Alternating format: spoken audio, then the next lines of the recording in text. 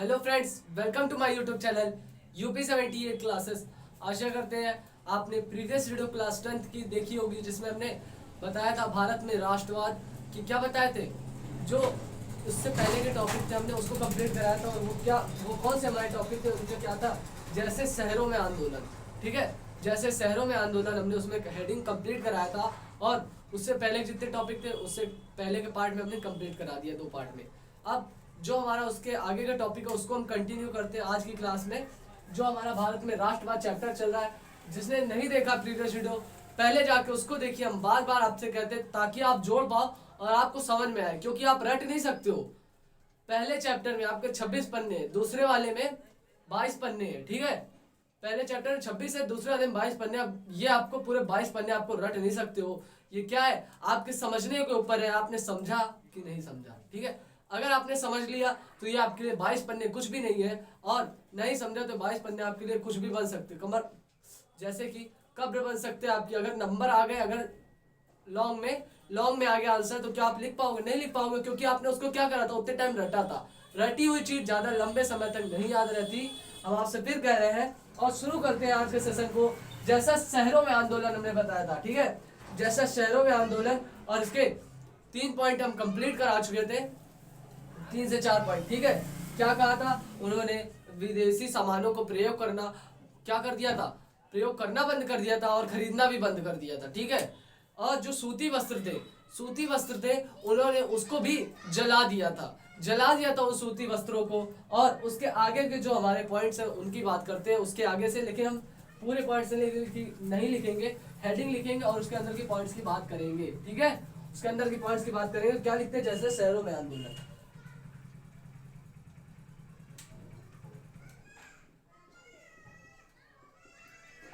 ठीक है, जैसे कोई टहलते टहलते आया चैनल पे, क्या उसने खोला ये तीसरा पार्ट है। हम लिखते नहीं है, क्योंकि आप जब उसमें देखोगे ना प्लेलिस्ट में, आपको समझ में आ जाएगा। तो जैसे कि हमारा उसमें आप देखोगे तो उसमें थंबनेल में खुद ही लिखा रहता है पार्ट 2 है, पार्ट 3 है। ठीक है, तो जैसे कि हमारा लिखा हुआ है जैसे शहरों में आंदोलन। अब किसी बच्चे ने यहाँ से टॉपिक खोला, यहाँ से समझ में आ गया, यहाँ से उसको समझ में आ जाएगा। ठीक है, हम ऐसा बताएंगे कि आपको वहां तक तो समझ में आ जाएगा, लेकिन जब वो इसके बाद डायरेक्ट फर्स्ट पार्ट खोलेगा तो क्या उसको समझ में आएगा? जो ये याद था ना वो भी गायब हो जाएगा उसके दिमाग से। यही कारण होता है हम आपसे कहते हैं सीक्वेंस। ठीक है, क्रमबद्ध तरीके से आप वीडियो देखते चलिए। वैसे ही हमारा जो जैसे शहरों में आंदोलन है उसको स्टार्ट करते हैं। उसके जो आगे के पॉइंट्स हैं, जितने प्रीवियस वीडियो में बता चुके हैं उसके आगे से। ठीक है, जितने प्रीवियस वीडियो में बता चुके हैं उसके आगे से स्टार्ट करते हैं। इस वीडियो में क्या है हमारा उसके आगे? विदेशी कपड़ों को जला दिया, ये हम प्रीवियस वीडियो में बता चुके हैं। अब इसके आगे के पॉइंट्स की बात करते हैं। क्या लिखा है? इन सब कारणों से आंदोलन बहुत सफल नजर आ रहा था। ठीक है, क्या हुआ था? इन कारणों से आंदोलन सफल नजर आ रहा था। ठीक है, इन कारणों से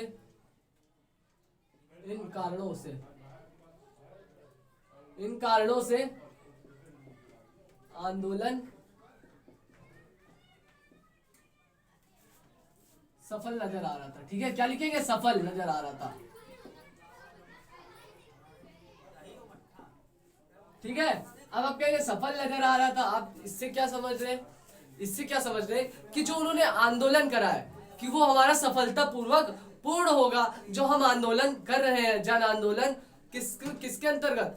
सत्याग्रह, असहयोग आंदोलन। तो ये असहयोग आंदोलन के अंदर की बात हो रही। तो ये क्या है कि उनको लग रहा था कि हाँ, इन कारणों से हमारा आंदोलन है जो वो सक्सेसफुल, यानी कि सफलतापूर्वक चल रहा है, ऐसा लग रहा था। लेकिन कुछ समय बाद शहरों में आंदोलन धीमा पड़ने लगा। अब बात कर रहे हैं कहां पे धीमा पड़ने लगा? सबसे पहले शहरों में। याद रखिएगा क्या हुआ, फिर धीमा पड़ने लगा।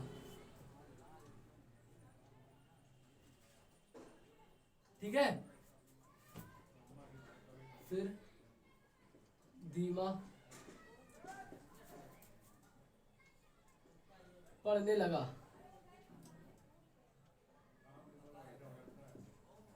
आंदोलन। इसमें शहरों में बड़े बड़े वर्ड नहीं लिखने हमको, बस ऐसा लिखना है हमको समझ में आए। अगर दोस्त को दे दे तो दोस्त आपके नोट्स फेंक दे। क्यों? क्योंकि उसने वीडियो नहीं देखी है और उसको समझा नहीं है। आपने अगर बुक लेके अगर वो पढ़ेगा, मान लीजिए कि हमने लिखा है, क्या लिखा है? जैसे शहरों में आंदोलन, तो वो क्या लिखेगा? इन कारणों से आंदोलन सफल नजर आ रहा था। फिर धीमा पड़ने लगा आंदोलन शहरों में। ठीक है, अब क्या करेगा? अगर वो पढ़ने वाला होगा थोड़ा बहुत भी, तो वो क्या करेगा? इसको जोड़ सकेगा। अगर वो नहीं पढ़ने वाला होगा तो वो क्या कहेगा? ये बताओ, तुमने कुछ लिखा भी नहीं है, तीर बनाया हुआ है उसमें अलग। ठीक है, तीर बनाया हुआ है उसमें अलग, लेकिन क्या होगा? यही जब आप पढ़ोगे तो आप क्या कहोगे? रुको 2 मिनट में हमको लाओ, हम तुम्हें रिवीजन करके पूरा चैप्टर बोल दे रहे हैं बिना देखे बुक। ठीक है, बिना देखे बुक पूरा चैप्टर बोल देंगे, ऐसा हम आपको समझा के जा रहे हैं ताकि आप दोबारा इसमें बुक ना खोलनी पड़े। नोट्स आपके जेब में हो सकते हैं, 3 से 4 पन्ने आप फोल्ड करके जेब में रख के घूम सकते हैं। ठीक है, वही हमारा क्या लिखा है। अब इसके आगे जो हमारा पहला क्या हुआ? पहले इन कारणों से उन्हें लग रहा था कि हमारा आंदोलन सफल नजर आ रहा है। उनको क्या? महात्मा गांधी को लग रहा था कि हमारा आंदोलन सफल हो रहा है। लेकिन क्या हुआ? फिर धीमे पड़ने लगा, अचानक से धीमे पड़ने लगा। आपने देखा होगा जैसे कि क्या हुआ, जैसे आप सभी ने लॉकडाउन में देखा था, क्या हुआ था? प्याज का रेट क्या हुआ? एकदम से बढ़ गया था। ठीक है, अब उसके पीछे कोई सा भी कारण हुआ, हमें उससे मतलब नहीं है। ठीक है, क्या हुआ? एक बार में बढ़ गया, लेकिन क्या है, 60 रुपए किलो गई थी प्याज ना, आपको पता होगा, आपने भी खरीदी होगी। लेकिन लॉकडाउन के बाद आपको क्या लग रहा? 60 रुपए किलो प्याज है, 30 रुपए किलो आ गई थी आधे रेट में। ठीक है, क्या हुआ? तो ऐसे ही तो उनका आंदोलन चल रहा था, तो उन्हें लग रहा था कि हाँ सफल हो रहा है हमारा आंदोलन। तो लेकिन उनको क्या हुआ? उन्होंने देखा कि धीरे धीरे शहरों में धीमा पड़ने लगा उनका आंदोलन, बढ़ नहीं रहा था। तो उन्होंने क्या करा? उसके आगे के क्या कारण हुए? खादी कपड़ा महंगा होने लगा, इसलिए उन्होंने विदेशी सामान खरीदना प्रारंभ कर दिया। अब यहाँ पे फिर बात आई। अब देखिए कि क्या, अगर जैसे कि देखिए हमारे भारत में, ठीक है, जैसे कि प्याज उत्पादन हो रहा है और वो हमारे लिए बहुत अधिक दाम में बिक रहा है। मान लीजिए 100 रुपए किलो हो गया, तो क्या आप, और बाहर के देशों में 60 रुपए किलो मिल रहा है, तो आप यहाँ छोड़ के बाहर देशों से खरीद लोगे ना, बाहर देशों से खरीद लोगे। लेकिन क्या है, ये जो हमारे चीन के लोग हैं उनके अंदर ये भावना नहीं है। अगर वो जैसे कि चीन के लोग होते हैं, अगर वो जैसे कि नूडल खा रहे, ठीक है, नूडल आप समझते हैं ना, चाउमीन, तो अगर उनको पता चल गया ना ये भारत के द्वारा बनाया गया, तो वो खाएंगे नहीं, समझ लीजिए। लेकिन हमारे अंदर क्या है, हमारे यहाँ 100 रुपए किलो भेजा जा रहा है, तो हम उसको नहीं खरीदेंगे, बल्कि विदेश से तो हमको 60 रुपए 40 रुपए किलो मिल रहा है, तो हम विदेश से खरीद लेंगे। तो उन्होंने वही करा। तो उन्होंने क्या करा, जब उन्होंने देखा कि हमारे यहाँ क्या हुआ, कपड़ा जो खादी वस्त्र हम लोग पहनते थे पहले, आप सभी को पता है, ठीक है, खादी वस्त्र पहनते थे, वो महंगा आने लगा। तो इसलिए उन्होंने क्या करा, विदेशी कपड़े फिर खरीदना स्टार्ट कर दिए। ठीक है, विदेशी कपड़े फिर खरीदना स्टार्ट कर दिए, यानी कि शुरुआत कर दी। अब इसको पॉइंट्स में कैसे लिखेंगे, इसको हम पॉइंट्स में कैसे लिखेंगे? खादी कपड़ा,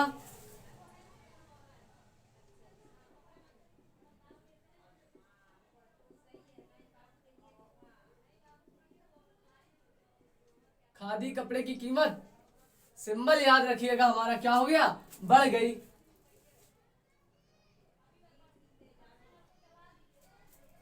बढ़ गई इसलिए क्या है, खादी कपड़ों की कीमत बढ़ गई, इसलिए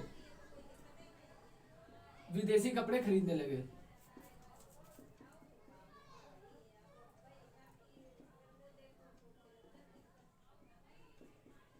उन्होंने सोचा कि हम अब क्या करेंगे, अब विरोध करेंगे तो शायद ये हमारे लिए कम हो जाए। लेकिन क्या हुआ, नहीं हुआ, ऐसा कुछ भी नहीं हुआ। तो उन्होंने क्या करा, विदेशी कपड़ा फिर से खरीदने की शुरुआत कर दी। फिर से वो विदेशी कपड़ा खरीदने लगे और क्या करा, उन्होंने इसकी आस ही छोड़ दी थी कि हाँ कि अब ये इसका जो दाम है वो कम होगा, खरीदना प्रारंभ कर दिया। और वैकल्पिक संसाधनों की प्रक्रिया बहुत धीमी चल रही थी और फलस्वरूप और शिक्षक और सरकारी स्कूल के जो विद्यार्थी होते वो फिर जाना स्टार्ट कर दिया। वैकल्पिक, अब यहाँ पे बात आता है वैकल्पिक संस्थान। वैकल्पिक संस्थान क्या होता है, दफ्तर होता है जहाँ पे वकालत होती है, वहाँ अदालत की बात करी जा रही है, और जैसे कि सरकारी अस्पताल है, ठीक है, ये हमारे क्या है, वैकल्पिक संस्थान है। वैकल्पिक संस्थान, आपसे क्या कहे, पूछे कोई वैकल्पिक संस्थान क्या होता है, आप उसको कम से कम नहीं तो 5 से 6 उदाहरण दीजिए तो आपको समझ जाएगा कि हाँ इसको पता होता है वैकल्पिक संसाधन, वैकल्पिक संस्थान क्या होते हैं। ठीक है, वैकल्पिक संस्थान, ठीक है, वैकल्पिक संस्थान। तो हम आपको बार बार इसलिए बोल रहे हैं ताकि आप भूलो मत उसको। ठीक है, आप देखते होंगे हम एक ही लाइन को 2 से 3 बार बोलते हैं फिर यहाँ लिखते हैं। क्यों? जितनी बार आप सुनोगे और उसको देखोगे याद हो जाएगी। अगर आप देखो कोई वीडियो देखते हो, ठीक है, कोई भी वीडियो देखते हो, जैसे कि आपने कोई सी भी पिक्चर देखी, तो आपने क्या करा, उसको लीड लगा के अच्छे से इत्मीनान से सुन भी रहे हैं और देख भी रहे हैं। तो क्या होता है, आपको पूरी शोले पिक्चर आपने देखी होगी, ठीक है, उसकी स्टोरी भी याद होगी और उसने किस समय पे कौन से डायलॉग बोला होगा वो भी आपको याद होगा। तो क्या वो याद हो सकता है, ये नहीं याद हो सकता है। मानते हैं यहाँ पे थोड़ा बोरिंग होता है, लेकिन क्यों होता है, क्योंकि आप ध्यान से पढ़ते नहीं और वहां पे क्या सोचते हो कि हाँ अभी क्या होगा, गब्बर ने ठाकुर के हाथ काट दिए तो अब इसके बाद क्या होगा, इसके बाद आप अपने मन में कहानी बनाने लगते कि हाँ ऐसा होगा, ये इसको मारेगा, लेकिन ऐसा नहीं होगा। तो क्या होगा, आपकी कहानी बदल जाएगी। तो आप इसमें भी तो सोचो ना कि यहाँ हम देखिए क्या बात हो रही थी कि उन्होंने कपड़े खरीदे, अपने यहाँ खरीद रहे थे और उन्होंने विदेशी कपड़े खरीदने बंद कर दिए। लेकिन एक एक ही तरफा काम हो गया, उसमें क्या हो गया कि उन्होंने क्या करा कि जब देखा यहाँ कपड़े महंगे होने लगे तो विदेशी उससे सस्ता पड़ रहा था, तो उन्होंने क्या करा, विदेशी कपड़े फिर खरीदना स्टार्ट कर दिए। खादी कपड़ों की कीमतें बढ़ गई थी, इसलिए उन्होंने विदेशी कपड़ा खरीदना फिर स्टार्ट कर दिया। तो क्या है, उसका भी बनाइए आपको, जैसे कि आप पिक्चर देख सकते हो 3 घंटे, तो क्या आप 45 46 1 घंटे की वीडियो आप नहीं देख सकते हो, देख सकते हो। क्या बस समझने के ऊपर है आपके, ठीक है। वैकल्पिक संस्थानों पर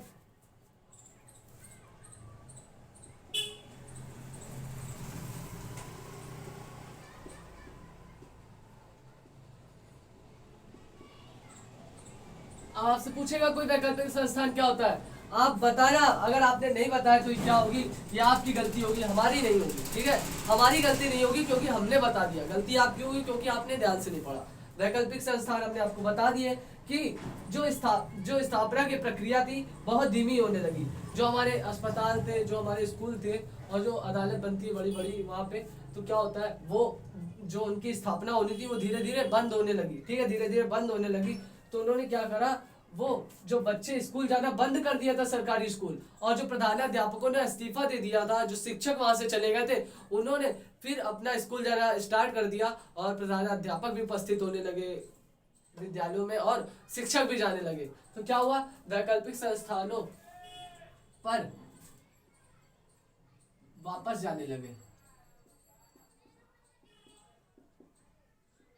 हम देखिए यही लिखेंगे आपको, वैकल्पिक संस्थान आपको याद होना चाहिए, आपको पेपर में लिखना पड़ेगा वैकल्पिक संस्थान क्या क्या होते हैं, ठीक है। वैकल्पिक संस्थान क्या क्या होते हैं, जाने लगे कौन, शिक्षक।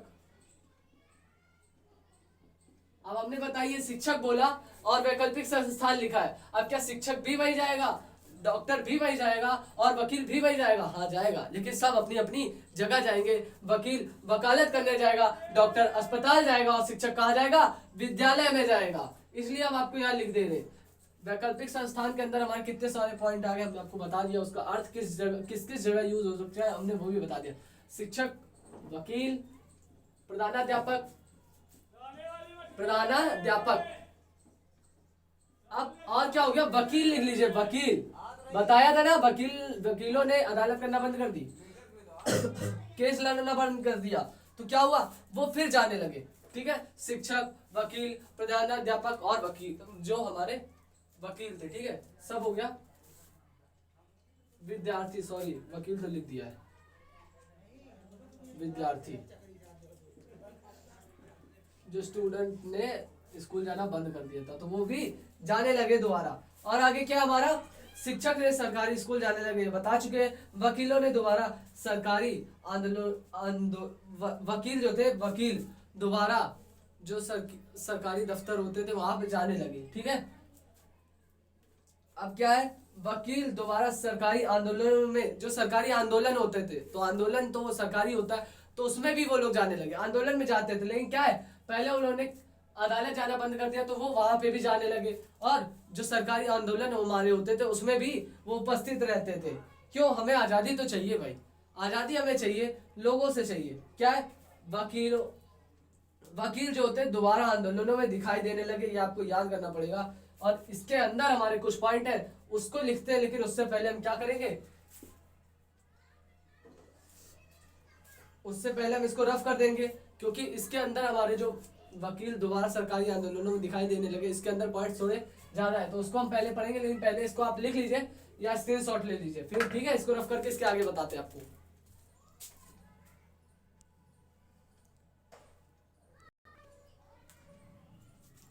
क्या हमारा आगे आ गया है, ग्रामीण इलाकों में विद्रोह। वो हमारी हेडिंग कंप्लीट हो चुकी है। उसके आगे क्या आ गया हमारे यहाँ, ग्रामीण इलाकों में विद्रोह। कैसे विद्रोह हुआ ग्रामीण इलाकों में, ठीक है, ग्रामीण इलाकों यानी कि छोटे छोटे गांवों में, कस्बों में कैसे विद्रोह होने लगा। शहरों की भी बात बता दी, शहरों में क्या होने लगा और क्या क्या क्या उसके अंदर महत्वपूर्ण बिंदु थे, हमने वो भी आपको बताया। लेकिन क्या है, हमारे आगे आ गया, इसके आगे की हेडिंग आ गई क्या, ग्रामीण इलाकों में विद्रोह। ग्रामीण इलाकों में विद्रोह किस प्रकार हुए और क्या क्या हुए, वो हम आपको बताने जा रहे हैं बिल्कुल शॉर्ट फॉर्म में। और यही हमारा अच्छी बात होती है, क्योंकि हम आपको शॉर्ट फॉर्म में लिखवा के चले जाते हैं। नोट्स चाहिए, मैसेज करिए टेलीग्राम में, तो फिर वो जो नोट्स होंगे वो आपके पैराग्राफ वाइज होंगे। पैराग्राफ में मतलब पॉइंट में वो भी होंगे, लेकिन उसको और शॉर्टेस्ट फॉर्म में हम वीडियो में बताते, ताकि पढ़ो तो आप उस नोट्स से, लेकिन जब आपको रिवीजन करना तो वो आप इस वीडियो वाले नोट्स से करोगे। क्योंकि आप, हम वीडियो बनाते हैं 1 घंटे की, अगर आप उसको जो यहाँ के नोट्स बनाए, अगर आपने पहले उससे पहले टेलीग्राम वाले नोट्स पढ़े, फिर उसके बाद ये जो शॉर्ट नोट्स रहेगा इसको पढ़ोगे, तो ज़्यादा से ज़्यादा ये कितनी देर में, 10 मिनट में, 10 मिनट लगेगा। और ये जो पूरे हमारे 1 से 1.5 घंटे के अंदर जो वीडियो के अंदर नोट्स बनेंगे, वो आपका 10 मिनट में रिवीजन हो जाएगा। और ऐसा रिवीजन होगा कि आपके दिमाग में वो छप जाएगा। तो बात करते हैं उसके आगे की, ग्रामीण इलाकों में विद्रोह, क्या क्या विद्रोह हुए, ठीक है, क्या क्या विद्रोह हुए, बात करते हैं उनकी। तो पहला क्या हुआ, भारत में ज्यादातर लोग खेती का काम करते थे, ये सभी को पता है, ठीक है, 47%, ठीक है, कृषि के ऊपर आश्रित है हमारा देश अभी भी 47%, ठीक है, ये आपको याद रखना पड़ेगा। तो वैसे ही उतने टाइम क्या बताया जा रहा है, भारत के ज्यादातर लोग खेती का काम करते थे, ठीक है।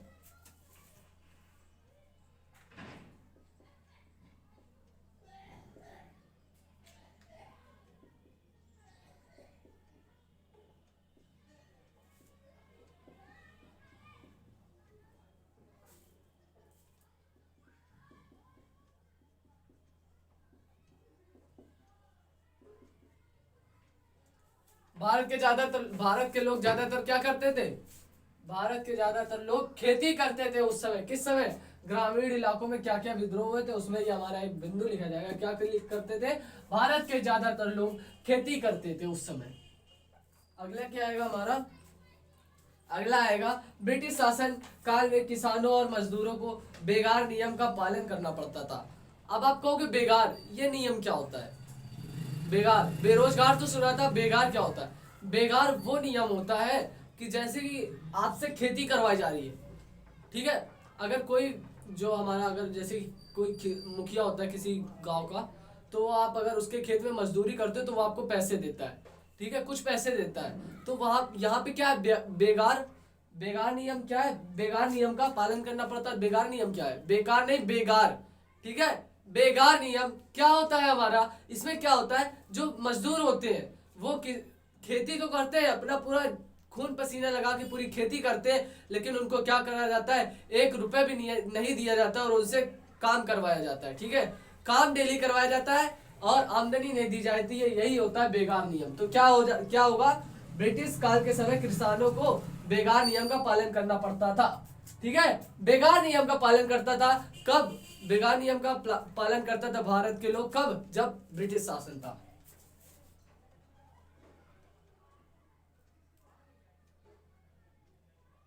ब्रिटिश काल में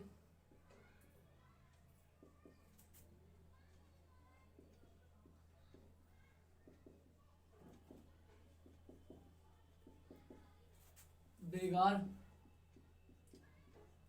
बेगार, ठीक है, बेकार नहीं है, बेगार नियम का पालन करना पड़ता था। अब पता चला हमने क्यों बताया था, भारत के ज्यादातर लोग खेती करते थे। अब आप कहोगे ज्यादातर लोग खेती करते थे, क्यों, क्या ये विद्रोह था, नहीं, ये विद्रोह था। क्या था, ब्रिटिश काल के समय में जो भारत के लोग खेती करते थे, तो उन्हें क्या करा जाता था, उन्हें पैसा नहीं दिया जाता था, ना उन्हें अनाज दिया जाता था। उसके बदले क्या करते थे, उनसे काम करवाते थे। बस क्या करते थे, तुम हमारी फसल उगाओ, काटो, बस चले जाओ अपने घर। अब क्या करेगा वो मजदूर, खाएगा कैसे, ठीक है, कमाएगा क्या और खाएगा क्या। तो वही बात आ गई। तो क्या ब्रिटिश काल के समय भारत के लोग बेगार नियम का पालन, भारत के लोगों को बेगार नियम का पालन करना पड़ता था। ठीक है, चला गया, अब नहीं करना पड़ता है ना, तो क्या लिखेंगे, था। बेगार नियम का पालन करना पड़ता था। अब आगे बात करते हैं बेगार व्यवस्था मतलब जमींदारों के जो किसान होते थे उनसे हमने बताया आपको वही है बेगार व्यवस्था। अगर आपको नहीं याद हो रहा है तो हम यहाँ लिख दे रहे, छोड़िए, ठीक है। बेगार व्यवस्था में यहाँ लिख ही दे रहे हैं। क्या होता है बेगार व्यवस्था, क्या होती थी बेगार व्यवस्था? जमींदार किसानों को मजदूरों से किसान मजदूरों से काम करवाते थे और वेतन भी नहीं देते थे। क्या क्या लिखेंगे इसमें? जो बेगार व्यवस्था थी उसमें जमींदार किसानों के किसान और मजदूर थे, बिना पैसे दिए काम करते थे। किसान व मजदूर थे, वे बिना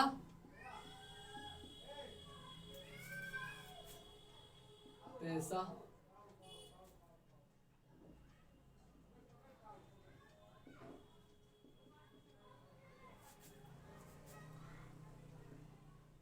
काम करते थे, ठीक है। अब ये नहीं कि अपनी स्वेच्छा से, ठीक है, अपनी स्वेच्छा से नहीं, क्योंकि उस समय ब्रिटिश शासन था और ब्रिटिश शासन का कैसा अत्याचार था आप इसके आगे के आंदोलनों से समझ सके होंगे, ठीक है। इससे पहले जितने भी आंदोलनों की बात करी उससे आप सब अंदाजा लगा सकते हैं कि ब्रिटिश शासन हमारे लिए क्या कैसे पलते हमारे लिए। तो क्या होगा बेगार व्यवस्था में? क्या था, जो किसान व मजदूर थे वो बिना पैसा दिए ही काम करते थे, वो अपनी स्वेच्छा से नहीं बल्कि उनको पैसा दिया ही नहीं जाता था, काम करवा लेते थे बल्कि पैसा नहीं देते थे। अगला क्या है? अवध के बाबा रामचंद्र नाम है ये उनका, कोई बाबा बाबा नहीं है, वो क्या कोई बाबा बाबा नहीं है, उनका नाम ही है बाबा रामचंद्र, ठीक है। अवध के बाबा रामचंद्र तथा जवाहरलाल नेहरू जी ने किसानों के नेतृत्व में अवध किसान सभा का गठन किया। अवध किसान सभा का गठन किया। अब आपको समझ में आ रहा होगा कि हम क्या बात करने जा रहे हैं, ठीक है। अवध किसान गठन, ठीक है, अवध किसान गठन ये नाम दिया है तो जाहिर सी बात है ये जवाहरलाल नेहरू किसके साथ आंदोलन करने जा रहे हैं? किसानों के साथ, क्योंकि इसमें क्या दिया है? अवध किसान सभा, ठीक है, अवध किसान सभा। तो अवध बाबा रामचंद्र, अवध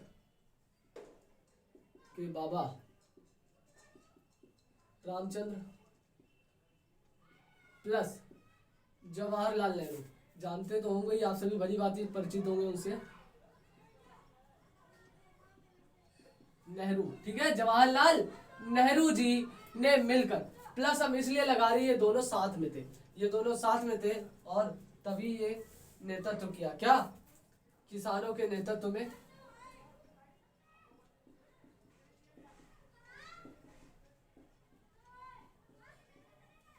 किसानों के नेतृत्व में क्या करा इन्होंने? अवध किसान सभा चलाई, अवध किसान सभा का गठन किया था, का गठन किया, ठीक है, अवध किसान सभा का गठन किया। तो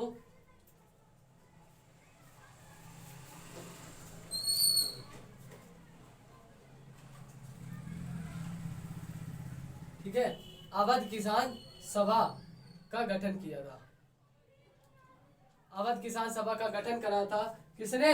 मिलकर अवध के बाबा रामचंद्र जी ने और प्लस जवाहरलाल नेहरू जी ने मिलकर, ये प्लस का मतलब और होता है, ये और कुछ मत समझ लीजिएगा, गठन किया और जिसमें उन्होंने मांग किया की, और उनकी मांग क्या थी?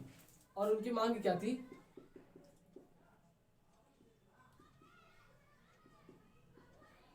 बात करते हैं अगले पॉइंट में, ठीक है। उनकी मांग क्या थी, किस लिए? कोई ऐसे तो मतलब कोई सुखी जीवन जी रहा होगा तो कोई गठन नहीं करेगा किसी भी चीज को लेकर। क्या करा? किसानों से उनकी मजदूरी करवाई जा रही है, पैसा दिया नहीं जा रहा, अनाज दिया नहीं जा रहा, तो कैसे चलेगा देश? तो क्या करा उन्होंने? उनके लिए बेगार व्यवस्था को खत्म किया जाए। अब ये इसके अंदर बात आ गई, क्या करा उन्होंने? 2 मिनट इसको रोकते हैं, इस लाइन को। क्या करते हैं, क्या थी उनकी मांगे? किनकी? जवाहरलाल नेहरू और रामचंद्र, वो बाबा रामचंद्र जी की। तो इनकी मांगे क्या थी? पहला तो बेगार व्यवस्था का खत्म की जाए। ठीक है, खत्म की जाए इसका मतलब आप समझ लीजिएगा। ठीक है, इसका क्रॉस का मतलब खत्म की जाए, खत्म की जाए। अब अगला क्या हमारा, ये मत समझ लीजिए बेगार व्यवस्था गलत तो थी, लेकिन इसका अर्थ क्या है हमारे नोट्स में, क्या है? खत्म की जाए, बेगार व्यवस्था खत्म करी जाए। और क्या था अगला? लगान कम किया जाए, लगान कम किया जाए, लगान कम किया जाए। ठीक है, बड़े बड़े सेंटेंस नहीं पढ़ने आपको। क्या लिखा है? लगान कम किया जाए। ठीक है, लगान कम किया जाए, ये हमारा जो सिंबल है ये हमारे नोट्स में काम आता है। ठीक है, अगला क्या लिखेंगे? बेगार व्यवस्था खत्म करी जाए, लगान लगान कम करा जाए। और अगला क्या है? दमनकारी जमींदारों का सामाजिक बहिष्कार किया जाए। दमनकारी, दमन हमने बता दिया क्या होता है, दमन हमने बता दिया है। जिन्होंने प्रीवियस वीडियो नहीं देखी उनको कुछ भी नहीं समझ में आएगा। जो यहाँ वर्ड दिए हुए नेतृत्व क्या होता है, बेगार व्यवस्था तो अभी हमने बता दिया, उसकी जरूरत नहीं है। क्या लिखा है? बेगार व्यवस्था में किसान और मजदूर को बिना पैसे दिए ही काम करना पड़ता था। और अवध के बाबा जवाहरलाल नेहरू और किसानों के नेतृत्व में अवध किसान सभा का गठन किया। और उनकी मांगे क्या क्या थी? बेकार व्यवस्था खत्म करी जाए, लगान कम किया जाए, और दमनकारी दमनकारी जो हमारे क्या थे? जमींदार थे, जमींदार थे, दमनकारी जमींदार का सामाजिक बहिष्कार, बहिष्कार यानी कि निकाल दिया जाए। इनको बहुत देर राज कर लिया, अब क्या करा जाए? इनको निकाल ही दिया जाए। समझ में आया आपको? समझ में आया? दमनकारी जमींदारों, जमींदार यानी कि जिनके पास ज्यादा जमीन होती है और वो उन पर जो राज करते हैं, जो कर नहीं दे पाते तो क्या करते थे? वो उनकी जमीनें ले लेते थे। तो क्या हो गए? वो जमींदार हो गए। और दमनकारी जमींदार को सामाजिक बहिष्कार करा जाए, यही इसमें कहा जा रहा था। लगान लगान व्यवस्था खत्म करी जाए और लगान कम किया जाए, बेकार व्यवस्था खत्म करी जाए और लगान कम किया जाए, दमनकारी जमींदारों का बहिष्कार करा जाए। और क्या था इसके अंदर? और क्या क्या बातें थी? जब जब असहयोग आंदोलन की शुरुआत की गई, जब असहयोग आंदोलन की शुरुआत की गई तो अनेक आदिवासी किसानों ने महात्मा गांधी के संदेश और स्वराज के विचार का कुछ और ही मतलब निकाला। अब सोचिए यहाँ पे आदिवासी आदिवासी शब्द का प्रयोग करा जा रहा, तो उस समय क्या था? उनको पढ़ाई लिखाई से कोई मतलब नहीं था। क्या था? खेती करेंगे, हमें इतना पता है कि जैसे कि खेती करते थे वो लोग, खेती करते थे, उन्हें क्या पता चलता था? खेती करेंगे तो हमें खाने के लिए मिलेगा, बस। इससे ज्यादा उनको कोई मतलब नहीं था। इसलिए आदिवासी शब्द का प्रयोग करा जा रहा, इसलिए आदिवासी शब्द का प्रयोग करा जा रहा। इसके आगे से लिखते हैं, ये हमारे कारण कंप्लीट हो चुके। ठीक है, 3 ही लिखा था। ठीक है, 3 ही चीजों की मांग थी उनका। किसका? अवध जी का, बाबा रामचंद्र जी का और जवाहरलाल नेहरू जी का। भूलिएगा मत इनको, और लास्ट तक याद रखना है इनको। ठीक है, लास्ट तक याद रखना है। अब बात करते हैं इनके अंदर क्या लिखा था उन्होंने। जब महात्मा गांधी के आंदोलन की शुरुआत हो गई तो आदिवासी किसानों ने महात्मा गांधी के आंदोलन में महात्मा गांधी के आंदोलन में आंदोलन में 2 मिनट रुकिए जरा। ठीक है, मार्कर नहीं चला, 2 मिनट। इसको लिखिए जरा, हम बता रहे हैं। अभी इसके आगे लिखवाते हैं आपको इधर देखिए, महात्मा गांधी की तरफ और जो आंदोलन में लिखा है, यहाँ पे दिखाई नहीं दे रहा होगा, साइन कर रहा होगा, तो हम आपको इसीलिए कहते हैं, बोल रहे हैं, आप उसके साथ लिखते चलिए। क्या लिखा है? महात्मा गांधी के आंदोलन में आदिवासी किसानों जरूर लिखिएगा। आदिवासी चला जाएगा तो अर्ली मैन में चला जाएगा, लेकिन वो क्या थे? थोड़े सभ्य मानव थे। क्या था? उनको ये पता था उगाएंगे और खाएंगे, बस। इससे ज्यादा उनको कोई मतलब नहीं था। तो क्या लिखेंगे? आदिवासी किसान। महात्मा गांधी के आंदोलनों का आदिवासी किसान किसान कुछ और मतलब निकाल रहे थे।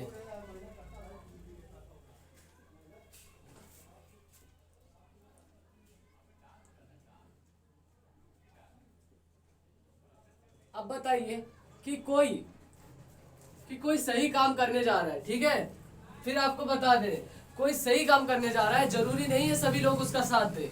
तो क्या होता है, तो अगर सभी लोग साथ नहीं दे रहे तो कुछ लोग निराश हो जाते हैं, लेकिन कुछ लोग क्या सोचते हैं, जितने लोग हैं उन्हीं से ही आगे बढ़ा जाए। तो उन्होंने क्या करा, महात्मा गांधी के आंदोलनों का आदिवासी किसानों ने कुछ और मतलब निकाला, ठीक है, कुछ और मतलब निकाला। तो इससे क्या हुआ, वो रुक गए क्या, आप बताइए, वो रुके क्या? इसके बाद भी बहुत सारे आंदोलन करे उन्होंने। उनका क्या है, आप आ रहे हो तो ठीक है, नहीं आओगे तो भी ठीक है, हम क्या है, जितने लोग हैं हम आंदोलन तो करेंगे ही, क्योंकि हमें क्या चाहिए, स्वराज की भावना थी और उनको आज़ादी चाहिए थी। उनको एक मकसद यही था बस, खाली उनका क्या है आगे, उनका जो मकसद था क्या था, महात्मा गांधी का एक ही मकसद था कि आज़ादी दिलानी है, किससे, ब्रिटिश शासन से अपने भारत को।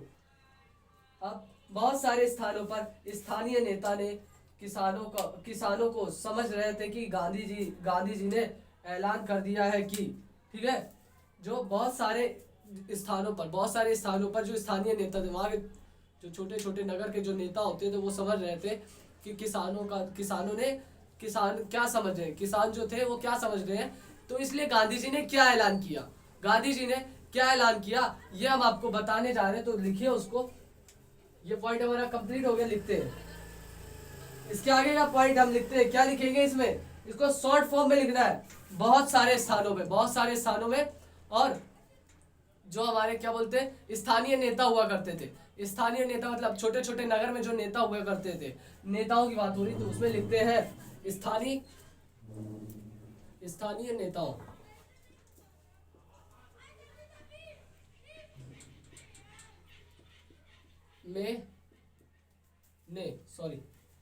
स्थानीय नेताओं ने समझ लिया कि किसान क्या मतलब निकाल रहे हैं, क्या मतलब निकाल रहे हैं, किसका, गांधी जी के आंदोलन का। इसलिए हम कहते हैं, आप वीडियो देखते रहिए, तभी हम जो यहाँ लिख रहे हैं तभी आपको समझ लिखा आएगा। क्या लिखा, इस जो हमारे स्थानीय नेताओं ने समझ लिया था कि किसान जो थे क्या मतलब निकाल रहे हैं, किसका, गांधी जी के आंदोलनों का। तो गांधी जी के आंदोलन का, लिख लीजिए इसको, गांधी जी के आंदोलन का। अब इसके आगे क्या लिखेंगे, अब इसके आगे जो हमारे पॉइंट्स लिखेंगे वो क्या लिखेंगे, वो समझ गए थे, तो तभी गांधी जी ने एक ऐलान करा था, उसको लिखिए।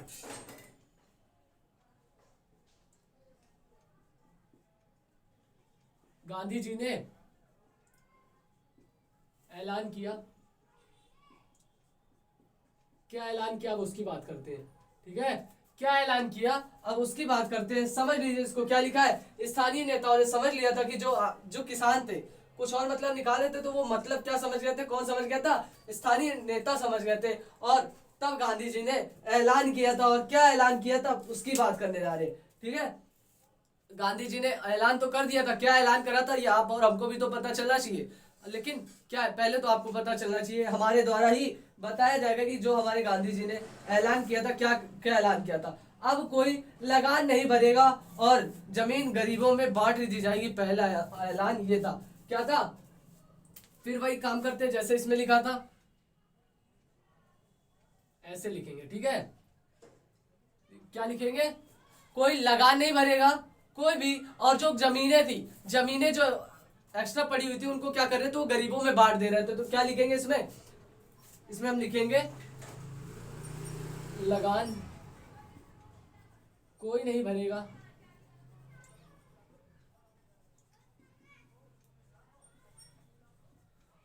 जमीनें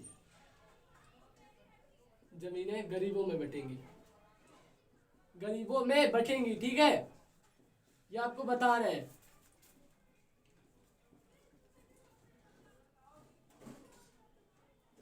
देखिए आप इसको क्या बताया हमने, लगान कोई नहीं भरेगा, जितने भी लोग थे उनसे क्या कहा जा रहा था, अब क्या कहा जा रहा था, विरोध करिए। अब क्या है, विरोध करिए, लगान ना भरिए। और जो वहां एक्स्ट्रा जमीनें थी उनको गांधी जी ने क्या कहा, वो गरीबों में बांट दी जाएंगी। तो हमने लिख दिया है लगान कोई नहीं भरेगा, जमीन गरीबों में बटेंगी। ठीक है, जमीन जमीन जो हमारी एक्स्ट्रा है वो किसमें बटेगी, गरीबों में बटेगी। परंतु गांधी जी ने ऐसा कुछ नहीं कहा था, इसलिए उनको इसलिए इससे पता चलता है कि जो गांधी जी के मुख्य जो किसान थे, जो मुख्य बातें थी वो किसान तक नहीं पहुंच रही थी। लेकिन क्या है, ये जो बात थी, ये जो बात थी ये गांधी जी ने नहीं कही थी। अब समझ में आया आपको, ये हम क्या लिखवा रहे थे, यही लिखवा रहे थे।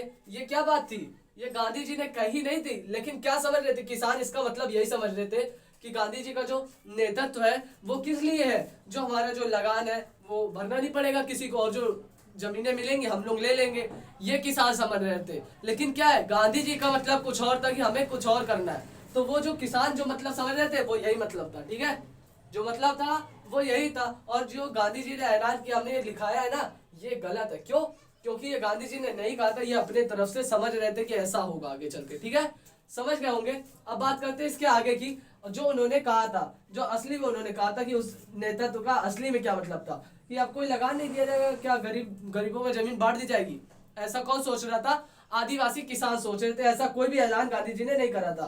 परंतु गांधी जी ने ऐसा कुछ भी नहीं कहा था। इससे पता चलता है कि यानी ग्रामीण इलाकों में इसका प्रभाव अलग पड़ा था। जाहिर सी बात है। अब बताइए, इस भावना के साथ वो लोग थे गांधी जी के साथ, कौन, जो किसान थे इस भावना के साथ थे, क्या लगान नहीं भरना पड़ेगा और जमीन फ्री में मिलेगी, ले लेंगे, तो इस भावना के साथ थे। तो ये भावना गलत है कि नहीं, तो क्या था,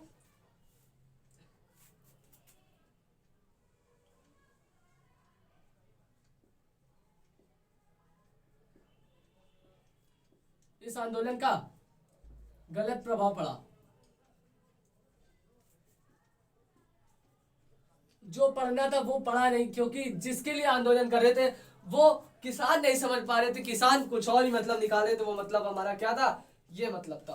तो आपने अगर इतने पॉइंट्स लिख लिए हो तो इसको रफ करके इसके आगे के पॉइंट्स लिखवाते इसी में, किसमें, अभी हम ग्रामीण इलाकों में जो विद्रोह हो रहे थे उन्हीं की बातें कर रहे हैं। अगर आपने नहीं लिखा इसको लिख लीजिए। आपने देख लिया होगा ग्रामीण इलाकों में विद्रोह, हम बता रहे हैं आपको, ग्रामीण इलाकों में विद्रोह हमारा, इसके अंदर जितने भी पॉइंट हमारे हो चुके हैं उसी के आगे ही ये है कंटिन्यू, क्योंकि हमने उसको रफ कर दिया। अगर हम उसके नीचे लिखेंगे तो हमारा ब्लैक बोर्ड खत्म हो जाता है, मतलब व्हाइट बोर्ड खत्म हो जाता है। तो इसलिए हम ऊपर लिखना स्टार्ट करें फिर उसी के आगे से। लेकिन जितने भी हमारे पॉइंट है अभी किसके अंतर्गत आएंगे, ग्रामीण इलाकों के अंतर्गत आएंगे जो विद्रोह कर रहे हैं। ठीक है, विद्रोह क्या क्या हुआ, अभी तक जितने भी पॉइंट्स बताया शायद आपको समझ में आ रहा होगा। ठीक है, अगर नहीं समझ में आया तो प्लीज पीछे करिए, फिर वीडियो पीछे करिए, फिर देखिए उसको, आपको जरूर समझ में आएगा। और जो शॉर्ट नोट्स हमारे बनते जा रहे हैं उसको कंप्लीट करिए। जब आप लास्ट में रिवीजन करोगे ना, आपको इतना अच्छा लगेगा कि हाँ, कोई पैराग्राफ नहीं पढ़ना है, खाली पॉइंट्स पढ़ने हमको, पॉइंट्स पढ़ने, पैराग्राफ तो हम पेपर में अपने आप से बना देंगे। इतना समझ लिया। ठीक है, क्या हो गया, बेकार व्यवस्था खत्म करना था, लगान कम करना था, दमनकारी जो सामाजिक दमनकारी जो जमींदार थे सामाजिक बहिष्कार करना था, और जो उन्होंने संदेश देना चाहते थे जो किसानों को, वो नहीं पहुंचा उनके तक। और वो क्या समझ रहे हैं कि हमें फ्री में जमीनें मिलेंगी और हमें कर देने से कर माफ हो जाएगा। कुछ भी ऐसा नहीं कहा था गांधी जी ने, खाली वो किसानों की मानसिकता थी। तो ऐसा कह के वो उसमें जुड़ गए। तो वो क्या था, तो गांधी जी ने क्या कहा, उनका जो ऐलान था वो सुनिए, क्या कहा था, अब कोई लगान नहीं भरना पड़ेगा और जमीनें गरीबों में बांट दी जाएंगी। तो ये उनकी मानसिकता थी, जो एक गलत मानसिकता थी। और जो उनकी मुख्य बातें थी वो नहीं पहुंच पा रही थी, कहां तक, किसानों तक जो उनकी मुख्य बातें थी वो नहीं पहुंच पा रही थी। वो भी लिख लीजिए, सॉरी, किसानों तक उनकी मुख्य बातें नहीं पहुंच पा रही थी। ठीक है, किसानों तक,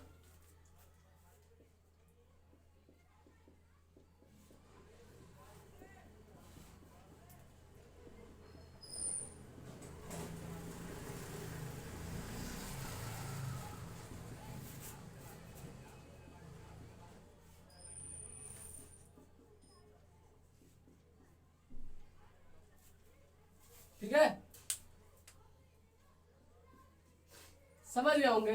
किसानों तक गांधी जी की बातें नहीं पहुंच पा रही थी। अभी देख रहे होंगे किसानों ने उनके गांधी जी का आंदोलन का क्या मतलब निकाला था, कितना गलत मतलब था। सोचिए, वो खाली स्वार्थी होकर सोच रहे थे क्या कर माफ कर दिया जाएगा, हमें टैक्स नहीं भरना पड़ेगा और हमें जमीनें भी मिल जाएगी, आराम आराम ही आराम है। लेकिन कुछ भी ऐसा नहीं कहा था गांधी जी ने।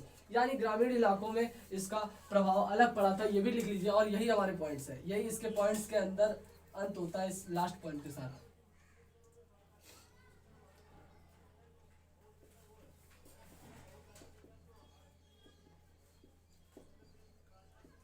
अलग प्रभाव पड़ा, ठीक है।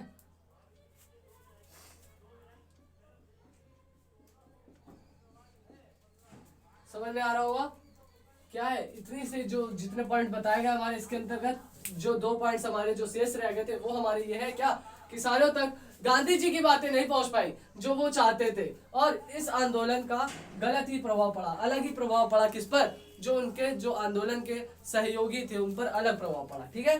तो बात करते हैं इसके आगे के जो हमारे बागानों का स्वराज।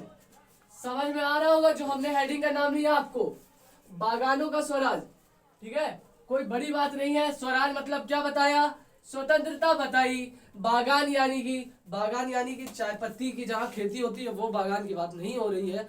बागान यहाँ पर एक तरह का कि नियम है, एक तरफ का, ये समझ लीजिए। बागान क्या है, एक तरह का नियम है हमारे लिए। तो क्या कहेंगे, बागान स्वराज, बागान स्वराज, याद करिए इसको। बागान स्वराज हमारा क्या है, बागान जो नियम है, स्वराज यानी कि बागान नियम से स्वतंत्रता। बागान बागान नियम से हमारे लिए स्वतंत्रता। बागान किस प्रकार का नियम था, अगर आपने प्रीवियस वीडियो नहीं देखी है तो उसको देखिए, बागान नियम हमने उसमें समझा रखा है।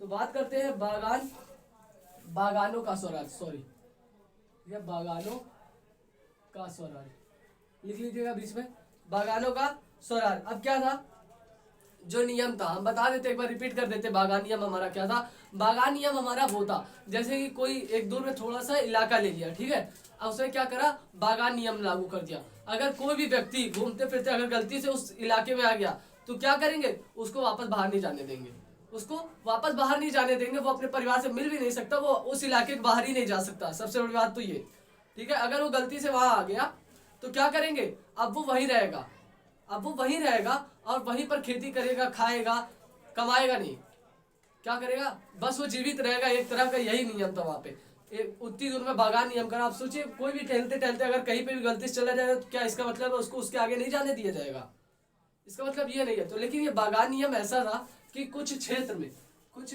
एरिया में थोड़ी दूर के उसमें ऐसा होता था कि अगर कोई आ जाता है तो इसके बाहर नहीं जाने दिया जाएगा, इसके बाहर नहीं जाने दिया जाता था। अंदर तो अपनी स्वेच्छा से आ जाता था, ठीक है, अंदर आ जाता था, लेकिन कोई बाहर नहीं जा सकता था इस नियम के तहत। कौन, बागान नियम के तहत। बागान से स्वराज पाने के लिए, बागान नियम से स्वतंत्रता पाने के लिए 1859 में, 1859 में क्या, इंग्लैंड में जो इमिग्रेशन एक्ट के तहत बागानों का काम करने वाले मजदूरों को बिना इजाजत के बागान से बाहर जाने की छूट नहीं होती थी, ठीक है, छूट नहीं होती थी। जाहिर सी बात है, हमने क्या बताया, बागान नियम में यही होता था कि जो वहां के लोग आ जाते थे उनको अपनी स्वेच्छा से तो आ तो वो जाते थे, लेकिन अपनी स्वेच्छा से वो बाहर नहीं जा सकते हैं। 1859 में इंग्लैंड इमिग्रेशन एक्ट के तहत, ये लिखेंगे आप, डेट भी आपको याद रखनी है। सॉरी, क्या लिखा, 1859 के इंग्लैंड इमिग्रेशन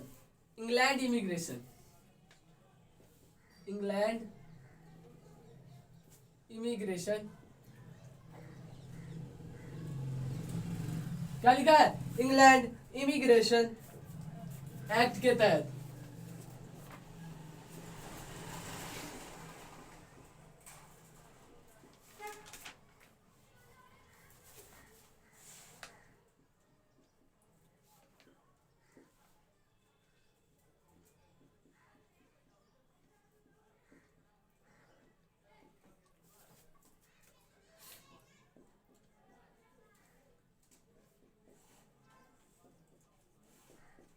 समझ समझ गए?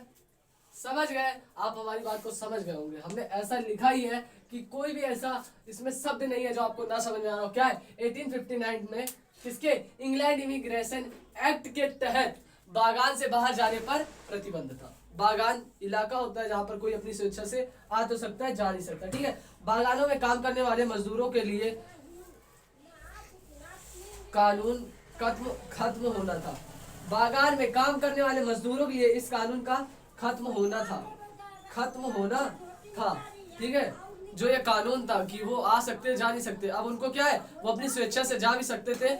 इस कानून को खत्म होने के लिए, यही तो है बागान में स्वराज। अब उसको अपनी इच्छा से जा सकते आ सकते, तो ये क्या है? स्वराज है, स्वतंत्रता है। तो वही इसमें लिख रहे हैं क्या?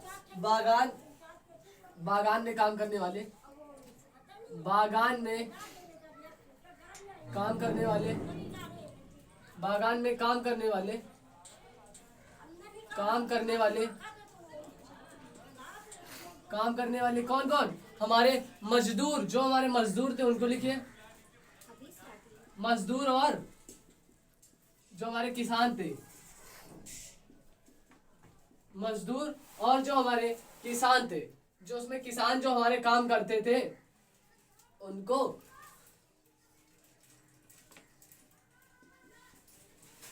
उनकी जो स्वतंत्रता था, उनकी जो बागान कानून था, कानून खत्म करना था उनके लिए। ठीक है, क्या लिखेंगे? बागान में काम करने वाले मजदूरों और किसान के लिए बागान कानून खत्म करना था। ठीक है, क्या करना था? बागान कानून खत्म करना था वहां के मजदूरों के लिए। अब क्या है? बागान में काम करने वाले मजदूरों के लिए इस कानून का खत्म होना था। यानी स्वराज का अर्थ, अब हम अपने बागानों के बाहर, यानी कि अब स्वराज का अर्थ क्या है? यानी कि हम अपने जो बागान है उससे बाहर जा सकते हैं, यही है। हमने पहले ही अर्थ बता दिया, अब इसमें बाद में दिया है। ठीक है, जब आप बुक पढ़ोगे तो आपको लगेगा कि ये क्या बता रहे हैं, लेकिन जब यहाँ पढ़ोगे तो आपको लगेगा कि हाँ, टॉपिक क्या है, टॉपिक के अंदर हमारी बातें क्या है, वो आपको समझ में आ रही होंगी। साफ साफ क्या लिखा है हमारा 1859 के इंग्लैंड इमिग्रेशन के एक्ट के तहत बागान से बाहर जाने पर प्रतिबंध था। लेकिन बात तो सुनिए पूरी, बागान में काम करने वाले मजदूरों और किसानों के लिए बागान कानून खत्म होना था, यानी कि प्रयास चल रहा था खत्म होने के लिए। यानी कि स्वराज का अर्थ होता है कि बागान के जो बाहर जा सकते हैं और अपने घर जाना, बागान के बाहर जा सकते हैं, और वहां के मजदूरों ने घर जाना प्रारंभ कर दिया। ठीक है, घर जाना प्रारंभ कर दिया।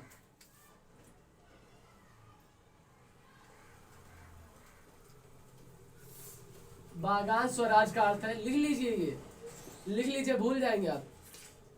स्वराज का अर्थ है बागान से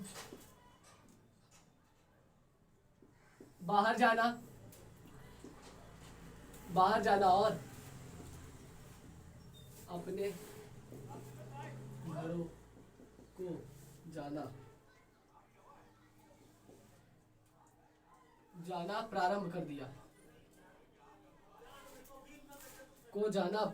दिया। किसने? ठीक है, मजदूर और किसानों ने, वहां के लोगों ने बाहर जाना प्रारंभ कर दिया, अपने घर लोग जाने लगे और वहां से निकलने लगे। कहां से? बागानों से। अब क्या है, इसके आगे समझते हैं। अब बागानों में काम करने वाले, ऐसे जो बागान में काम करने वाले इसलिए थे क्योंकि उनके जो गांधी जी ने स्थापित नहीं करा था ये कानून। किसने करा था? अंग्रेजों ने करा था। अंग्रेजों द्वारा बागान कानून बनाया गया था। बागानों में जो काम कर रहे थे कि उनको लगा कि अब गांधी राज स्थापित हो गया है, यानी कि जो बागान में जो लोग थे उनको लगा गांधी जी आंदोलन तो कर ही रहे हैं, लग रहा वो सफल हो गए। ठीक है, उन्होंने ये सोचा और ये सोचकर वो बागान से बाहर चले गए।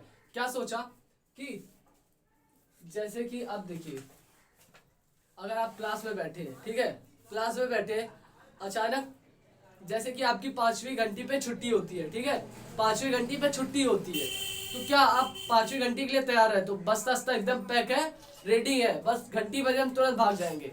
तो क्या है, लेकिन क्या है, उस टाइम छुट्टी ना होकर के 5वीं घंटी ना लग के उसकी जगह दूसरी घंटी लग गई, तो क्या करेंगे? 2 घंटी और लग गई, तो इसका मतलब क्या है, वहां पे एक्स्ट्रा पीरियड लग रहा है। ये नहीं कि वहां से छुट्टी हो गई तुम चले जाओ, अगर 2 घंटी और लग रही है तो उसका मतलब क्या है, वहां पे अभी बैठना है। तो उसका मतलब यही यहाँ पे समझते हैं, क्या है, वो गांधी जी आंदोलन कर रहे थे, वो बागान के अंदर के लोगों को भी पता था, ठीक है, लेकिन वो ये नहीं जानते थे कि गांधी जी अभी सफल नहीं हुए बागान कानून हटाने में। और लेकिन वो क्या सोची, बागान के लोगों ने ये सोचा कि हाँ, बागान कानून खत्म हो चुका है, अब हम अपने घरों को जा सकते हैं, अपने परिवारों से मिल सकते हैं, अब हम स्वतंत्र हैं।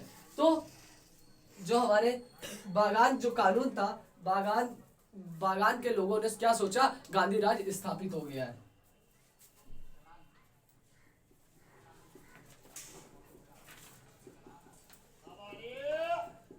लोगों ने सोचा गांधी राज स्थापित हो गया है, गांधी राज स्थापित हो गया है, ठीक है, गांधी राज स्थापित हो गया है, ये वो सोच रहे हैं, ठीक है, कौन? बागान के लोग।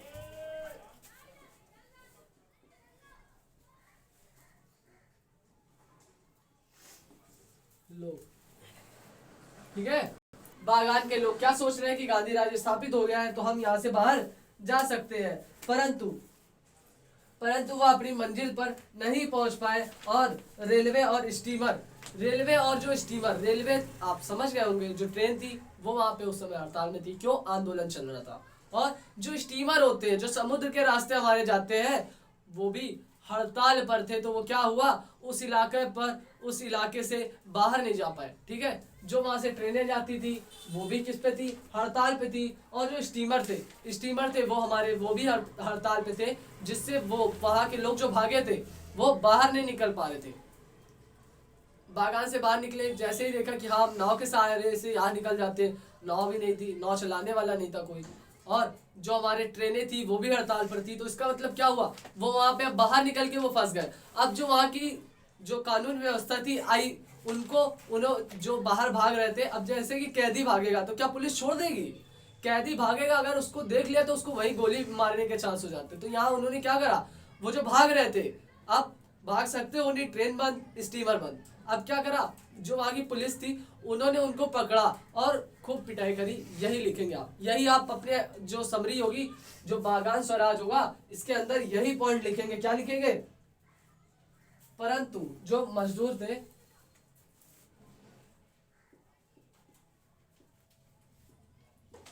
मजदूर किसान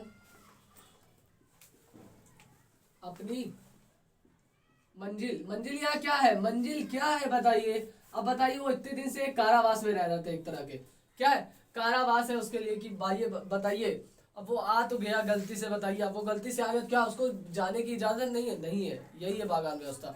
तो उसको बाहर नहीं जाने दिया जा रहा, अपने परिवार से नहीं मिलने दिया जा रहा है, वहीं पे रहना पड़ रहा है, वहीं पे कमाना, वहीं पे खाना पड़ रहा है, वहीं पे उत्पाद करो और वहीं पे खाओ, वहीं पे उगाना पड़ रहा है और वहीं पे खाना पड़ रहा है। तो क्या कर रहे हैं, वो अपनी मंजिल पर नहीं पहुंच पाए, वो अपनी मंजिल पर नहीं पहुंच पाए, नहीं पहुंच पाए, क्योंकि, लिखिए तो ये भी लिखिए, क्योंकि, रीजन तो लिखिए, क्योंकि रेल और स्टीमर, क्या था, रेल और स्टीमर हड़ताल पर थे।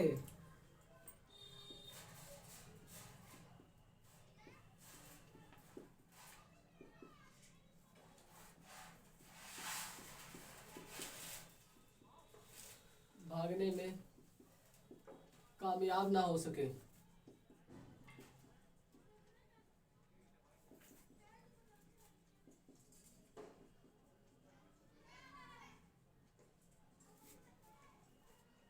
शासन व्यवस्था, पुलिस ने लिखे, क्या लिखेंगे?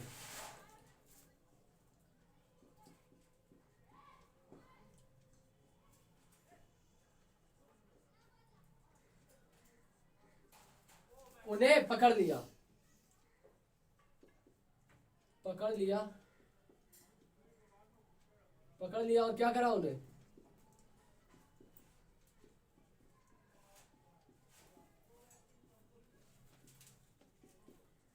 ये आप लिखेंगे अपने में, जो आप लिखेंगे, जो आप नोट्स बनाएंगे, अगर आपके एग्जाम में आएगा तो भी आप यही बात लिखेंगे। क्या लिखेंगे, परंतु वो जो मजदूर थे वहां से भागने में कामयाब नहीं हो सके। निकल तो गए थे कि हम अपने घरों को पहुंच जाएंगे, लेकिन कुछ भी ऐसा नहीं हुआ। और जैसे ही वो वहां पे बाहर भागे तो उन्होंने देखा ना रेल चल रही है ना स्टीमर चल रहे हैं। तो वो क्या सोचा कि अब यहाँ से भाग तो सकते नहीं। उतनी देर में वहां की जो शासन व्यवस्था थी वहां वो आ गई और उनको पकड़ लिया और बहुत पीटा। और फिर कहाँ ले गए उनको, फिर वही बागान में ले गए, फिर बागान में ले गए। ठीक है, ठीक है, बागान में फिर ले गए। तो ये हमारा कंप्लीट हो चुका है, जो इसके अंदर हमारे पॉइंट्स है। अब इसके आगे की जो हमारी बातें, इसके आगे की जो हमारे बातें हैं उनको हम समझते हैं। इन कारणों से चौरी चौरा और हिंसक टकराव के विषय में सुनकर महात्मा गांधी ने असहयोग आंदोलन को रोकने का आह्वान किया। अब बताइए, वो आंदोलन कर रहे थे, अब उनको पता चला कि जो उनके देशवासी थे उनको पीटा गया है। किस लिए? क्योंकि वो भागने का प्रयास कर रहे थे बागान व्यवस्था से। इसलिए उन्होंने क्या करा कि उन्होंने सोचा कि अब हमें यह आंदोलन छोड़ना पड़ेगा। ठीक है, यह आंदोलन हमें छोड़ना पड़ेगा। इस कारणों से चौरी चौरा के हिंसक, ठीक है, लिखिए, इसी में लिखिए, इस कारण से चौरी चौरा हिंसक, चौरी चौरा हिंसक। चौरी चौरा कांड भी पढ़ाएंगे, लेकिन उससे अभी पहले क्या पढ़ना है हमको, जो हम पढ़ रहे हैं अपना टॉपिक, वो हमें कंप्लीट करना है। क्या करा? जो हिंसा हुई थी, हिंसा यहाँ पर हमारे लिए खराब होता है, अहिंसा से ही होता है। तो ये क्या है, हमारे जो अहिंसा, जो हिंसा टकराव के कारण गांधी जी ने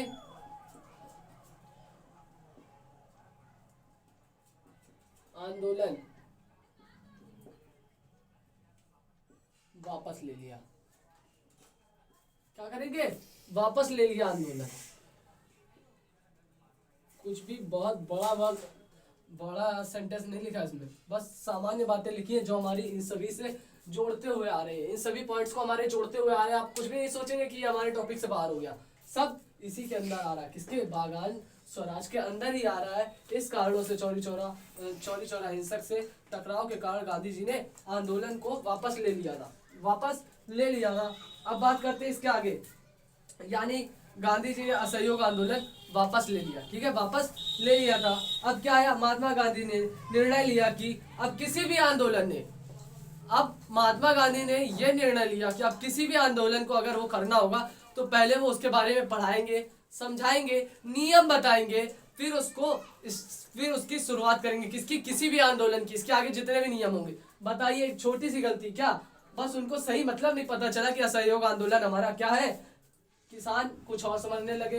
वहां के मजदूर देखिए, वहां पे मजदूर अगर थे, उन्होंने क्या सोचा, गांधी राज स्थापित हो गया है और वो क्या सोचे कि अब हमें यहाँ से जाना चाहिए। ठीक है, अब हमें यहाँ से जाना चाहिए। और जैसे ही वो निकले, बताइए, उनको पकड़ लिया गया और उनकी क्या करी गई? पिटाई करी गई। ठीक है, पिटाई करी गई। लिख लिया आपने? अब बात करते हैं, अगर आपने इसको लिख लिया है तो इसके आगे के कारण, इसके आगे की बात करते हैं। इसको लिख लीजिए। लिखा आपने? इसको लिख लिया होगा आपने। अब इसके आगे कंटिन्यू करते हैं। ठीक है, इसके आगे कंटिन्यू करते हैं, क्योंकि अभी हमें इसके आगे और पढ़ाना है। ठीक है, इसके आगे और पढ़ाना है। टाइम इसीलिए लगता है कि आपको समझा तो रहे, उसके आगे हमें अभी लिखना भी है। और आपको जो हमारे नोट्स है वो तो अलग है, लेकिन ये हमारे क्या हो जाएंगे, ये और शॉर्ट नोट्स हो जाएंगे। जब आप एग्जाम टाइम में ये नोट्स खोलेंगे तो आपको 5 से 10 मिनट में एक चैप्टर का रिवीजन हो रहा है। बताइए, इतना अच्छा अवसर आपको इससे मिल रहा है खाली वीडियो देखने से। क्योंकि हम नोट्स तो दे देंगे आपको टेलीग्राम के, आपके मैसेज करने पे, लेकिन आप उसको पढ़ोगे, समझ में वो भी आएगा, टाइम लगेगा। और एक बार अगर आपने उसको पढ़ लिया और इसको पढ़ लिया तो फिर बार बार जब आपको दोबारा रिवीजन करना पड़ेगा, क्या आप शॉर्ट नोट से करोगे, बार बार उससे नहीं करोगे, ठीक है। वो तो आप ऐसे लिखोगे अपने जो नोट्स बुक होती है, जैसे कि आप स्कूल के लिए नोटबुक बनाते हैं, वैसे उसमें जो हमारे टेलीग्राम वाले रहेंगे उसमें नोट्स लिखेंगे। और ये हमारा रफ कॉपी में भी आप लिखिए, इसको रफ कॉपी में लिखिए, जितनी बार हो सके खुद से लिखिए, प्रैक्टिस करते रहिए, याद हो जाएगा, हमारी गारंटी आपको याद हो जाएगा। लिखते रहिए बस, ठीक है, लिखते रहिए। बात करते हैं, क्या कहा उन्होंने, वापस ले लिया था, आपको समझ में आया क्या, उन्होंने आंदोलन वापस ले लिया था, वापस ले लिया था। और जो उनके जो यानी कि गांधी जी असहयोग आंदोलन वापस ले लिया, और जो वहां का यह निर्णय लिया कि अब किसी भी आंदोलन को बताने के लिए, अब जो किसी भी आंदोलन, अब अभी भी उसी के अंदर बातें चल रही हमारी, बागान, सॉरी हमने वही रफ कर दिया, ठीक है, बागान का स्वराज, अभी उसी के आगे ही पॉइंट की बात हो रही है, तो अभी इसमें 2 पॉइंट और है, उसको भी लिखते हैं। क्या हो गया, क्या हो गया इसमें, क्या हो गया कि गांधी जी ने अब सोचा कि गांधी जी ने निर्णय लिया कि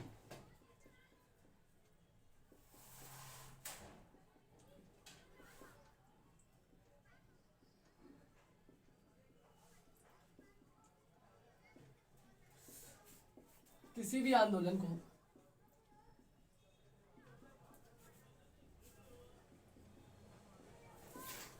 शुरू करने के लिए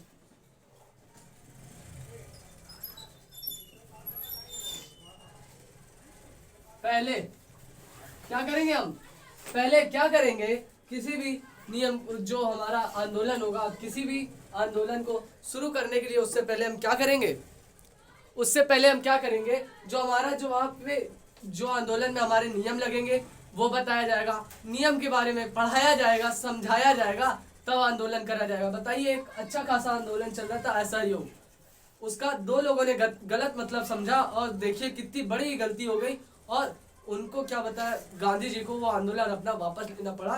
तो वैसे ही बात करते हैं, अब उन्होंने क्या निर्णय लिया, क्या निर्णय लिया कि गांधी जी ने निर्णय लिया कि अब किसी भी आंदोलन को शुरू करने से पहले लोगों को, ठीक है, लोगों को, अब जैसे कि अब इसी के अंदर पॉइंट्स है, ठीक है, इसको लिखिए, ऐसे लिखिए, ठीक है, इसको आपको नोट्स अलग नहीं लिखना है, ऐसे लिखिएगा, ठीक है, ऐसे करा। अब इसी के अंदर क्या लिखेंगे, क्या करा जाएगा, इसके लिए समझाया जाएगा, समझाना किसके लिए, जो नियम होंगे, हमारे जो नियम होंगे उसको बताया जाएगा, किसके अंतर्गत, जो गांधी जी ने निर्णय लिया था, समझाना, पढ़ाना, ठीक है, समझाना पढ़ाना किसके बारे में, जो हमारे आगे आंदोलन होंगे उनके नियमों के बारे में। और आंदोलन का लक्ष्य क्या है, आंदोलन का लक्ष्य देखिए कितना अच्छा सोच लिया था किसानों ने,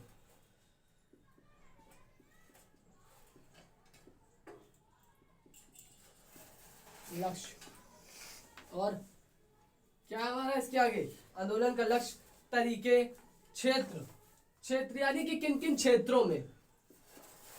अब बताइए, जैसे कि कोई नियम चला, बागान स्वराज की बात हो रही, बागान स्वराज की बात हो रही है, अब क्या बागान स्वराज, बागान को छोड़ के अन्य जगहों पर चल सकता है, नहीं चल सकता, क्योंकि जब नाम दे दिया गया है तो क्या बताया गया है, उसका उद्देश्य क्या है, बागान स्वराज की, तो ये क्या है, आंदोलन का लक्ष्य है, उद्देश्य है कि बागान का स्वराज है।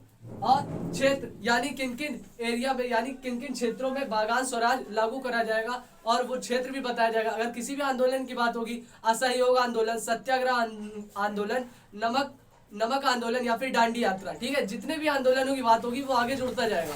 तो हमारी जो गांधी जी ने, हमने क्या सोचा कि उन्होंने निर्णय लिया, बताइए, उनका एक अच्छा खासा आंदोलन चल रहा था, असहयोग आंदोलन, उनका 2 वर्गों ने गलत मतलब समझ के वो आंदोलन उनको वापस लेना पड़ गया। तो उन्होंने क्या कहा कि अब जो भी आंदोलन चलेगा उसके लिए समझाया जाएगा, पढ़ाया जाएगा, तरीका बताया जाएगा, और उसके बारे में क्षेत्र क्या है, उद्देश्य क्या है, ये सब बातें उसमें बताई जाएंगी। अब बात करते हैं सविनय अवज्ञा की ओर, सविनय अवज्ञा की ओर, ये भी आप जानते हैं, सविनय अवज्ञा हमारा क्या था, आंदोलन था। सविनय अवज्ञा की ओर बात करते हैं, हमारा बागान स्वराज की जितने भी हमारी हेडिंगें थी वो हमारी कंप्लीट हो चुकी हैं, और उनको हमने बता दिया है, उनको हमने बता दिया क्षेत्र के विषय में। लिख लीजिए इसको, ठीक है, ये नोट्स है हमारे शॉर्ट नोट्स, इसीलिए हम कहते हैं शॉर्ट नोट्स बना लीजिए, आपको समझ में आएगा जरूर। ठीक है, लिख लीजिए। लिख लिया आपने?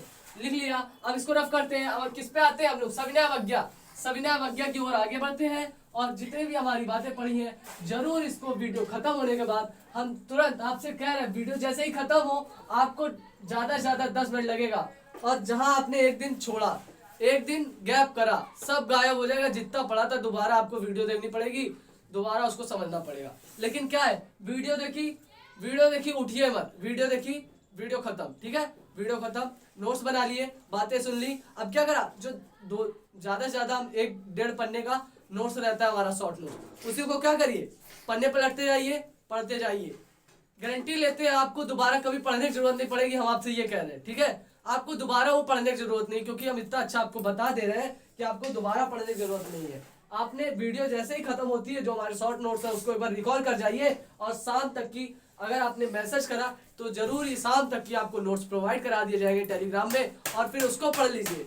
बस क्लियर हो गया, आपको दोबारा कभी पढ़ने की जरूरत नहीं है। तो बात करते हैं सविनय अवज्ञा की ओर। सविनय अवज्ञा की ओर बात करते हैं हम लोग, सविनय अवज्ञा की ओर लिख लेते हैं, सविनय अवज्ञा की ओर। आप सभी परिचित होंगे सविनय अवज्ञा आंदोलन से। ठीक है, तो उसी की ओर बात हो रही, सविनय अवज्ञा की और बातें हो रही। क्या क्या बातें हो रही है? फरवरी 1922 ईस्वी में महात्मा गांधी ने असहयोग आंदोलन वापस लिया था। अब डेट याद करनी होगी, मतलब कि डेट नहीं, अब यहाँ पे साल याद करना होगा। कब? 1922 में असहयोग आंदोलन वापस लिया था गांधी जी ने। 1922 ईस्वी में, 1922 में, सॉरी ईस्वी का है तो साल चल रहा था। ठीक है, 1922 में महात्मा गांधी ने